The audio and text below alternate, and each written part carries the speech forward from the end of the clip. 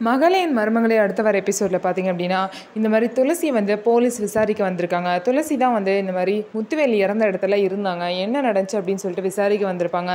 பார்த்தா வந்து துளசிக்கு வந்து அவங்க வந்து நல்லாவே தெரிஞ்ச போலீஸ். சின்ன வயசில் ஒரே ஸ்கூலில் படிச்சிருக்காங்க. ஸோ இதனால் பார்த்தீங்க அப்படின்னா அவங்க 2 பேரும் ஒருத்தர் தெரிஞ்சிருக்கு. அப்போ வந்து கண்டிப்பாக அந்த போலீஸ்க்கு சின்ன தம்பியும் தெரிஞ்சிருக்க வாய்ப்பு இருக்குது. அப்படி வந்து அவங்க 2 பேருமே தெரிஞ்சிச்சு அப்படின்னா, அவங்க உண்மை வெளியே வரத்துக்கும் வாய்ப்பு இருக்குது. அது மட்டும் இல்லாமல் பார்த்தீங்க அப்படின்னா, துளசி வந்து அவங்க சின்ன வயசு ஃபோட்டோவை பார்த்துட்டு, இந்த ஃபோட்டோனால தான் வந்து இப்படி அவர் உயிரே வந்து போயிருச்சு. சரியான ராசி இல்லாத ஃபோட்டோ. இனிமேல் இந்த ஃபோட்டோவை நான் ஜென்மத்துக்கு பார்க்க மாட்டேன்னு சொல்லிட்டு, அந்த ஃபோட்டோவை கசக்கி பார்த்தீங்க அப்படின்னா, கீழே தூக்கி போடுறாங்க. கீழே வந்து பார்த்தீங்கன்னா, சின்ன தம்பி உட்காந்துருக்காங்க. சின்ன தம்பி பக்கத்தில் தான் அந்த ஃபோட்டோ வந்து விழுந்திருக்கு. ஆனால் சின்ன தம்பி வந்து அது இப்போ வரைக்கும் பார்க்காம இருக்காங்க.